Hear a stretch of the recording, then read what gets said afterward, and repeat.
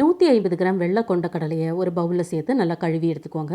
அதுக்கப்புறமா நல்ல தண்ணி ஊற்றி ஒரு 8 மணி நேரம் ஊற வச்சு எடுத்துக்கோங்க. இப்போ இதை நல்லா ஊறியாச்சு. ஒரு மிக்சி ஜாரில் 2 பெரிய வெங்காயம், ஒரு சின்ன துண்டு இஞ்சி, 4 பல் பூண்டு, ஒரு பச்சை மிளகாய், 2 தக்காளி, இது எல்லாத்தையும் நல்லா நைஸாக அரைச்சி எடுத்துக்கோங்க. இப்போ ஸ்டவ் ஆன் பண்ணி குக்கரை வச்சு 4 ஸ்பூன் எண்ணெய் சேர்த்து பிரியாணி ஸ்பைஸை சேர்த்து இதை நல்லா வதக்கிக்கோங்க. அதுக்கப்புறமா நம்ம அரைச்ச விழுதியும் சேர்த்து 1/4 ஸ்பூன் மஞ்சள் தூள், 1 ஸ்பூன் கொத்தமல்லி தூள், 3/4 ஸ்பூன் கரம் மசாலா தூள், 3/4 ஸ்பூன் ஜீரகத்தூள், 3/4 ஸ்பூன் மிளகாய் தூள், 1/2 ஸ்பூன் காஷ்மீரி மிளகாய் தூள், இது வந்து நல்லா கலர் கொடுக்கும். இப்போ இது எல்லாத்தையும் நல்லா வதக்கி எடுத்துக்கோங்க. நல்லா வதங்கி நமக்கு ரெட்டிஷா இந்த மாதிரி கிடைக்கும். இப்போ ஊற வச்ச கொண்ட கடலையும் சேர்த்து 1 டம்ளர் தண்ணி சேர்த்து 3/4 ஸ்பூன் கல்லுப்பையும் சேர்த்து 3 விசில் மிதமான தீயில வேக வச்சு எடுத்துக்கோங்க. குக்கர்ல விசில் போனதுக்கு அப்புறம் குக்கரை ஓபன் பண்ணி ஒரு 3 நிமிஷம் கொதிக்க விட்டுக்கோங்க.